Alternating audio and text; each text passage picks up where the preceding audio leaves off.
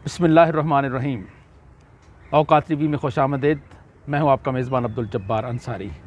ख़वातीन व हज़रात, इस वक्त हम नेशनल प्रेस क्लब इस्लामाबाद में मौजूद हैं और मेरे साथ आज मेरे मेहमान हैं सीनियर सहाफ़ी मुस्तफ़ा ख़ान। आज हम इनसे ज़रा थोड़ा सा इनकी बायोग्राफ़ी लेंगे, फिर इनके साथ मौजूदा हालात पे भी गुफ्तगू करेंगे। अस्सलाम वालेकुम। वालेकुम अस्सलाम। मुस्तफ़ा ख़ान साहब, कैसे हैं आप? अल्हम्दुलिल्लाह खैरियत है। ठीक है। ये बताएं कि सहाफ़त में आने का इत्तेफाक था, शौक़ था? नहीं, ये मुझे शौक़ था। और इससे पहले क्या करते थे? सबसे पहले तो मैं आपका औकात टीवी का शुक्रिया अदा करता हूँ कि आपने मुझे मदऊ किया और मुझे आपने मेरा मौक़िफ़ जो है ना, मुझे बयान करने का अपना मौक़िफ़ आपने मुझे मौका दिया। तो असल में मैं पहले गवर्नमेंट जॉब करता था। तो अच्छा, कहाँ पे? मैं मिनिस्ट्री ऑफ फॉरेन अफेयर्स से रिटायर्ड हूँ। As a PS assistant private secretary retired हूँ मैं। अच्छा, और मैंने प्री मेच्योर रिटायरमेंट ले ली थी 2013 में। क्या मजबूरी बन गई जी? उसकी मजबूरी ये थी कि मुझे थोड़ा सा सियासत का भी शौक़ था और सहाफ़त का भी शौक़ था। फिर वो दोनों चल नहीं सकते। वो दोनों चल नहीं सकते। तो फिर जब सरकारी मुलाजमत में आपको पता है इंसान बाउंड होता है। बाउंड होता है जी, वो तो बांध के रख देते हैं। फिर आप उसके ऊपर आपके ऊपर एक एनडी रूल लागू होता है, आप उससे राइट लेफ्ट नहीं हो सकते। तो मुझे जो इंटरेस्ट था, मैं नौकर की तो नखरा की। तो इस वजह से मुझे सहाफ़त का और सियासत दोनों का शौक़ था। तो मैंने फिर उसके बाद पाकिस्तान अवामी तहरीक का इंचार्ज मीडिया सेल ज्वाइन किया। मुझे इंचार्ज मीडिया सेल बनाया पाकिस्तान अवामी तहरीक का। तो 2014 का जो धरना था उसमें हमने कवरेज किया और बाकायदा काफ़ी उसको हमने जो है ना प्रमोट किया। तो उसके बाद फिर क्योंकि डॉक्टर ताहिर कादरी साहब जब उसके बाद वो धरना ख़त्म हुआ, तो फिर मुझे क्योंकि सहाफ़त का शौक़ हो गया था मीडिया सेल की वजह से, तो फिर मैंने सहाफ़त ज्वाइन की। तो मैंने रोज़ आऊँ Metro Watch as a reporter join की है। अच्छा, तो अभी मैं ब्यूरो चीफ हूँ रावलपिंडी। अच्छा मुस्तफ़ा ख़ान साहब, आप माशाल्लाह मौजूदा हालात जो हैं उन पे गहरी नज़र रखते हैं, तो आप क्या समझते हैं हुकूमत जो है वो कामयाब जा रही है या नहीं? देखिए, बेसिकली अगर हम इमरान ख़ान साहब की ज़ात तक जाएं तो कौम को बड़ी उम्मीदें वाबस्ता सी इमरान ख़ान साहब से, बिल्कुल, कि वो एक ऑनेस्ट इंसान है और वो एक तब्दीली के ख्वाह थे, वो ख्वाहिश रखते हैं। तो लेकिन उस तरीके से कौम को वो डिलीवर नहीं कर सके और कौम मायूस भी है। उसकी मेन वजह जो है महंगाई है। तो वैसे इस टाइम आप देखें कि कौम इस टाइम अभी भी ट्रस्ट कर रही है इमरान ख़ान की ज़ात पर। तहरीक इंसाफ की बात नहीं करूँगा, इमरान ख़ान की अपनी ज़ात की बात करूँगा कि वो समझते हैं कि इमरान ख़ान जो है ना वो तब्दीली ला सकते हैं। वो अपोजिशन को अभी तक कौम रिस्पॉन्ड नहीं कर रही। आपने देखा होगा PDM जिस तरह फेल हुई है बुरी तरीके से, उसकी मेन वजह यही कि कौम अभी तक एतमाद कर रही है इमरान ख़ान साहब पे, और वो डिलीवर इसलिए नहीं कर पा रहे। उन्होंने हथकंडे किए लेकिन कोई हथकंडा चला नहीं है। उसकी वजह को उन्होंने बड़ी बड़ी जलसे भी किए, मगर उनके अपने कारकुनी जलसों में आए, अवामुल नास नहीं आई। उसकी वजह यह कि इमरान ख़ान पे एतमाद है अवाम का कि अगर हम इन लोगों को 3-3 बारियां दी हैं तो इमरान खान साहब को भी हमें 5 साल देने चाहिए। तो लेकिन इमरान खान की बेसिक नाकामी की वजह जो है अंसारी साहब, वो ये है कि इमरान खान जिस सिस्टम को चेंज करना चाहते हैं उसी सिस्टम के बेनिफिशरी बने हुए हैं। जब तक वो इस सिस्टम से बाहर नहीं आएंगे तो वो मुल्क में तब्दीली नहीं ला सकते। हमारे मुल्क में आपको पता सरमायादाराना जागीरदाराना निज़ाम है और यहाँ वही उनके दाएं बाएं हैं, वही नेब ज़्यादा उनके साथ हैं, वही करप्ट लोग उनके साथ हैं। तो उस माहौल में वो तब्दीली ला नहीं सकते। मैं समझता हूँ मुस्तफ़ा ख़ान साहब वो अपने मौक़िफ़ से हट गए हैं। मैं समझता हूँ क्योंकि उन्होंने तब्दीली का नारा लगाया था। और तब्दीली आती है लोग तब्दील करने से। वही लोग तो आ गए, तब्दीली कैसे आनी है? वही लोग उनके साथ हैं। और आपको याद होगा कि 2014 का जो धरना हुआ था, तो आपको याद होगा कि डॉक्टर ताहिर कादरी ने आइन की आर्टिकल 62-63 की बात की थी। उससे पहले जो धरना था 2000 जनवरी में 13 में, तो डॉक्टर ताहिर कादरी ने एक्ट ऑफ रिफॉर्म की बात की थी और उन्होंने इमरान खान साहब को बाकायदा कॉल की कि आप आज मेरे साथ धरने में शामिल हो जाए अगर आप मुस्लिम मुल्क की तब्दीली चाहते हैं। जब तक आप इलेक्टोरल रिफॉर्म नहीं करेंगे, इंतखाबी इस्लाहात नहीं करेंगे, तो तब्दीली नहीं ला सकते। जी बिल्कुल। और आज वही वजह को उस टाइम डॉक्टर ताहिर कादरी साहब डी चौक में अकेले थे, इमरान खान साहब को बुलाते रहे, ये नहीं आए।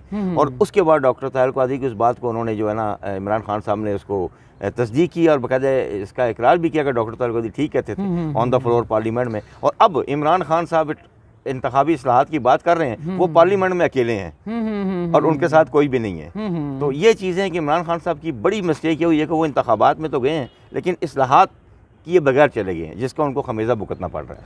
देखिए मुस्तफ़ा खान साहब, पूरी दुनिया में महंगाई का वावेला है महंगाई जी, महंगाई इसमें कोई शक नहीं है। लेकिन बाकी जो ममालिक अगर आप बाहर जाएं तो उनकी साथ साथ फिर सहूलियात भी बढ़ जाती है। तो हमारे यहाँ ऐसा क्यों नहीं है? क्यों मतलब हमें परेशानी का सामना क्यों करना पड़ रहा है? उसकी वजह है कि हमें परेशानी के सामने करना पड़ रहा है कि एक तो बात यह है कि देखें, खान साहब ने जो इलेक्शन, जब उन्होंने इलेक्शन इंतखाबात में जब उन्होंने अपनी कैंपेन चलाई थी, उनका मेन जो मैनिफेस्टो था वो ये था कि मैं करप्ट लोगों का एहतसाब करूंगा, लूटी हुई दौलत वापस लेके आऊँगा।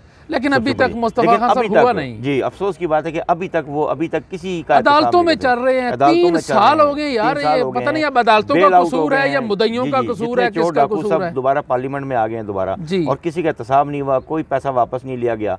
और सबसे बड़ी चीज़ अंसारी साहब के टैक्स है। हमारे मुल्क में जब टैक्स का निज़ाम दुरुस्त नहीं होगा तो उस टाइम तक आप महंगाई पे काबू नहीं पा सकते। तो टैक्स के ज़रिए ही आपको पता, वहाँ दुनिया की जिसकी आपने मिसाल दी है, उन वहाँ पर टैक्स जो है उसका निज़ाम बड़ा कॉम्पिटेंट और बड़ा बेहतरीन है कि वहाँ का एक बड़ा आदमी वो भी टैक्स देगा, छोटा आदमी वो भी टैक्स देगा। उस टैक्स के निज़ाम से फिर आवाम को सहूलियात मुहैया की जाती हैं। मुस्तफ़ा खान साहब, बात यह है कि मेरे एक दोस्त हैं, मैं उबैदुल्ला अनवर, मेरे MA के क्लास फेलो हैं, वो जामिया ज़करिया मुल्तान में हम इकट्ठे पढ़ते थे। वो डेनमार्क में उन्होंने काफ़ी अरसा गुजारा है, अभी आइलैंड में होते हैं वो। तो वो बता रहे थे कि अपनी आमदन का 40% हम डेनमार्क में टैक्स देते थे, और उसके बदले में कहता है हमें सहूलियात मिलती हैं। जी, इस तरह यहाँ टैक्स देते हैं, सहूलियात कोई नहीं। वो असल में उसकी वजह ये कि टैक्स आप और मैं देते हैं, टैक्स अवामुल नास दे रही है, गरीब लोग दे रहे हैं। हाँ, ये बड़े ऊपर जो बैठे हैं हमारे मुल्क की जो एलिट क्लास है, ब्यूरोक्रेसी को ले लें, आप पॉलिटिशियन को ले लें, ये कहाँ टैक्स दे रहे हैं? आप देखें जब इनके इलेक्शन आते हैं तो जब ये अपने गोशवारे जमा कराते हैं इलेक्शन कमीशन में, तो आप वो देखा करें, उनका गोशवारे में कोई कहता जी मेरी इतनी आमदनी, कितनी आमदनी है, टैक्स कोई देता ही नहीं हमारे मुल्क में। तो इदारे किधर हैं जो ये इदारे बताएं ना कि नहीं ये झूठ बोल रहा है, असल ये है। तो मैंने आपकी जो अभी निशानदेही की निज़ाम की तरफ, वो इसीलिए मैंने की है कि सिस्टम, निज़ाम, ये इदारे ही तो हैं। जब तक ये इदारे ठीक नहीं होंगे तो सिस्टम भी ठीक नहीं होगा। इदारों को ठीक होना पड़ेगा तो फिर ही निज़ाम दुरुस्त होगा। देखें, अब मुझे तो मुस्तफ़ा खान समझ नहीं आती कि इनके पास अक्सरियत भी है, इमरान खान के पास अक्सरियत भी है, इक़्तिदार में है, ज़ाहिर अक्सरियत है तो इक़्तिदार में है। तो ये निज़ाम को कब ठीक करेंगे? कब निज़ाम, 3 साल तो हो गए, कब निज़ाम ठीक? इमरान खान साहब इक़्तिदार में तो ज़रूर हैं लेकिन अक्सरियत में नहीं है। उसकी वजह यह कि इमरान खान साहब को अगर 2.5 ज़्यादा अक्सरियत मिल जाती तो शायद इमरान खान साहब जो है वो इस किस्म के कानून साजी करते जिससे आवाम को डिलीवर कर पाते। लेकिन बदनसीबी से इमरान खान साहब को वो अक्सरियत नहीं मिली। आपके सामने कोलिशन गवर्नमेंट है, आप थोड़ा सा वो कोई इमरान खान साहब कोई कानून पास करते हैं तो MQM नाराज़ हो जाती है, वहाँ से काब लीग नाराज़ हो जाती है, इत्तेहादी जो है वो इत्तेहाद तोड़ने की बात करते हैं, ब्लैक मेलिंग करते हैं। और ये सारा सिस्टम जो हमारे ऊपर एक बैठे हुए हैं, जिनको आप कह सकते हैं जो इंजीनियर्स हैं, ये सारा कमाल उनका है। तो इसलिए इमरान खान साहब को भारी अक्सरियत नहीं दी गई। तो सबसे बड़ी नाकामी इमरान खान साहब की ये भी है। इमरान खान आए हैं या लाए गए हैं? नहीं, वो इमरान खान साहब जो है ना वो लाए गए हैं। अच्छा जी, लाए गए। तो जो इन्होंने इसको मतलब ला खड़ा किया है यहाँ पे, तो असल फिर हुकूमत उनकी हुई? जी, हुकूमत उन्हीं की है। हुकूमत तो फिर ये डमी है? ये डमी है।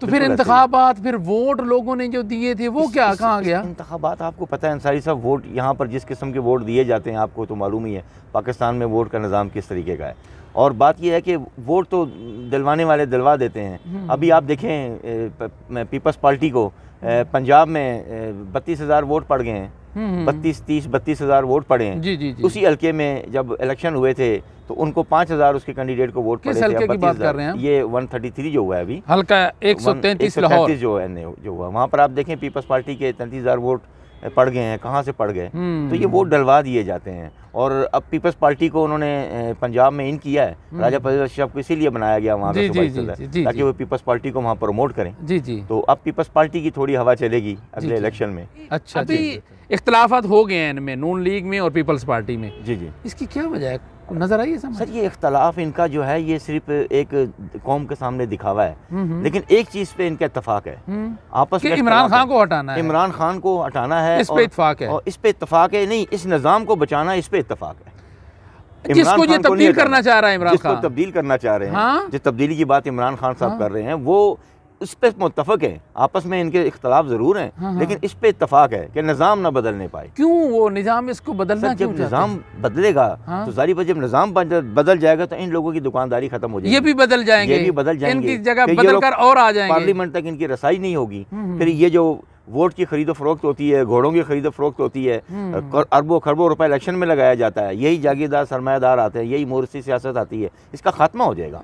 इसी को निज़ाम की तब्दीली कहते हैं। तो ये माफिया कभी भी ये नहीं होने देगा। इनकी पुष्पनाई जो है हमारे वो इदारे कर रहे हैं, जो जिन्होंने इस मुल्क में हल्फ उठाया हुआ है कि हमने पासदारी करनी आइन की भी, लेकिन वही आइन की खिलाफ वर्जी कर रहे हैं। मसला ये है, ये सिर्फ इदारों की बात नहीं है। आप आवाम में देखें कि जहाँ लिखा होगा यहाँ पार्किंग करना मना है, वहीं पार्किंग होगी, ये वहीं पार्किंग, अवेयरनेस नहीं आवाम में। तो मतलब ये है कि जैसी आवाम वैसे यही तो वजह है। देखिए इसीलिए मैंने आपको पहले तो फिर तब्दीली कैसे आएगी? मैंने आपको बोला कि बरादरी सिस्टम में जब वोट दिया जाता है तो देखिए आवाम में अवेयरनेस नहीं, वो बरादरी सिस्टम में वोट, बिल्कुल ऐसे ही है, बिल्कुल अभी भी वही सिस्टम, अभी भी वही सिस्टम है। आवाम को शऊर देने की जरूरत है। जब तक आवाम में अवेयरनेस नहीं आएगी, शऊर बेदार नहीं होगा, उस टाइम तक तब्दीली नागुज़ीर है। शऊर कैसे बेदार किया जाए? अवाम का शऊर बेदार हो गया था।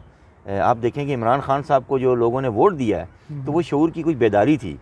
वो जो 2014 का धरना था उसमें कोई डॉक्टर ताहिर कादरी साहब ने और इमरान खान साहब ने मिल के लोगों की शऊर बेदार किया था, नो डाउट। लेकिन इमरान खान साहब उसको कैश इसलिए नहीं कर सके, उन्होंने विलिंग हॉर्स चॉइस कर लिए।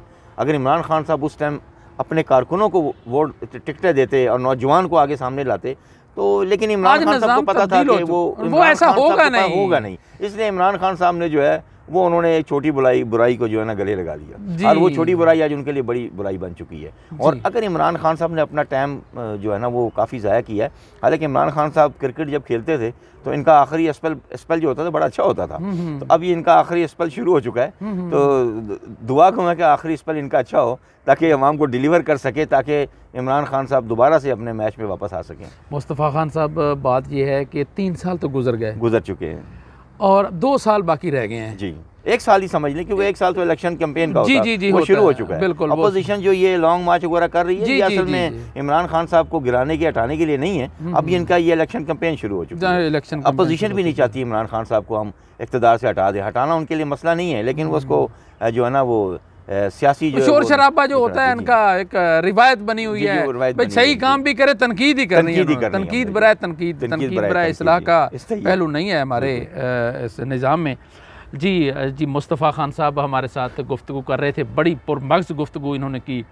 अब्दुल जब्बार अंसारी और मेरे मुअज़्ज़ज़ मेहमान मुस्तफ़ा खान साहब को इजाज़त दीजिए। अल्लाह हाफ़िज़।